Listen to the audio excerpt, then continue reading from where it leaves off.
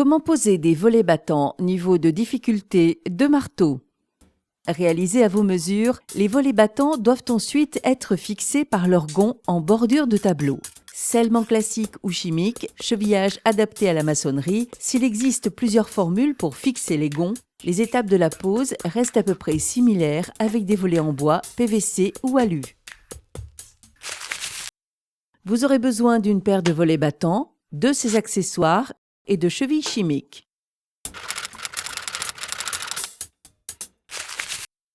Munissez-vous d'un mètre, d'un crayon, d'un niveau à bulles, de cales, d'un perforateur, d'un foret SDS, d'un foret à métaux, d'un marteau, d'un pistolet extrudeur, d'une soufflette et d'une visseuse.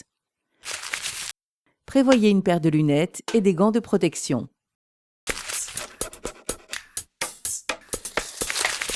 Les bonnes mesures. Avant de passer votre commande ou pour confectionner vous-même des volets en bois par exemple, relevez la largeur du tableau à fleur de façade. Relevez ensuite la hauteur, mais bien à l'aplomb car il faut tenir compte de la pente de l'appui de fenêtre en partie basse. Réduisez de 1,5 cm chaque mesure afin d'obtenir au final un jeu périphérique de 5 mm entre les volets et le tableau et aussi un jeu de fonctionnement de 5 mm entre les deux battants. Pour les cintres, vous pouvez réaliser un gabarit en carton. Pour faciliter vos prises de mesure lors de la commande de vos volets battants, n'hésitez pas à utiliser notre fiche de prise de mesure à télécharger sur le site. Sur un volet en bois, repérez le milieu des barres hautes et basses. Retournez le volet et tracez l'axe de pose de la penture.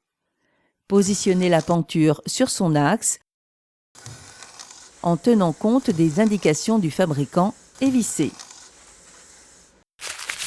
Sur un volet en PVC ou en alu, le plus souvent les pentures sont installées en usine car les fabricants insèrent dans l'épaisseur du volet des lamelles métalliques de renfort au niveau des fixations. Si elles sont à fixer, suivez les indications de votre notice. Dans ce cas, on utilise un système de penture et de contre-penture afin de prendre en sandwich l'épaisseur du volet. Calez les volets. Les volets présentant un Z ont un sens de pose à respecter. Positionnez des cales sur l'appui de fenêtre. Présentez le premier ventail dans le tableau en insérant des cales sur le côté, sur le dessus et à la jonction des deux vantaux. Faites de même avec le second ventail.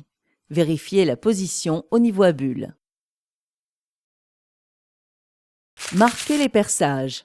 Repérez l'axe des pentures et sur chaque trait vertical, marquez d'un petit trait horizontal sous chaque penture. Mesurez la distance entre le siège du gond et l'axe de sa fixation. Reportez cette mesure qui correspond au point de perçage dans le mur. Vous pouvez choisir de sceller les gonds au mortier prompt en creusant une réservation dans la maçonnerie. Les maçonneries en parpaing ou en briques creuses sont les plus courantes. On utilise maintenant des chevilles chimiques qui offrent une excellente résistance. Scellement chimique. Percez au niveau de vos croix de repérage d'une profondeur légèrement supérieure à celle d'un tamis. Selon le matériel à votre disposition, passez un coup de soufflette ou d'aspirateur dans les trous pour éliminer les poussières. Enfoncez le tamis jusqu'à sa collerette. Enfoncez ensuite la canule dans le tamis et injectez. Engagez ensuite la tige de scellement du gond dans le tamis jusqu'à venir en prolongement de l'axe de la penture. Enfoncez l'axe du gond dans son logement. Respectez le temps de prise indiqué sur la notice avant de retirer les cales. Installez l'espagnolette. Sur certains modèles, il faut soit recouper la longueur du tube, soit l'adapter par coulissement d'une partie du tube dans l'autre et visser ensuite les différents lacets.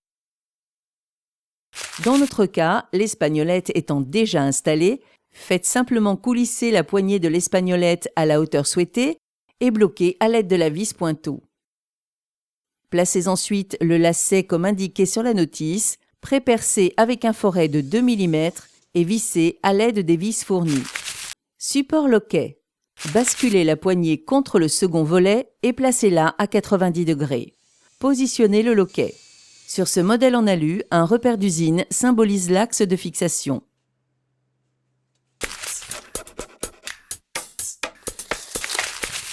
Les butées. Positionnez la butée comme indiqué sur la notice. Repérez les trous de fixation. Retirez la butée et réalisez un perçage en rapport avec les chevilles. Chevillez et vissez. Recommencez la même chose pour la butée du haut. Les arrêts. Volet ouvert, repérez sur le mur les points de fixation de vos arrêts. Quel que soit le modèle, ménagez un espace de 5 mm entre le bas du ventail et la base de l'arrêt. Percez, engagez vos chevilles et fixez. Les arrêts installés, les volets sont désormais prêts à être utilisés. Assez rapide à poser, surtout avec l'aide des scellements chimiques, les volets battants participent à l'isolation thermique de la maison tout en offrant une protection contre les effractions. Une question, un doute, un conseil? Contactez le 0810 634 634.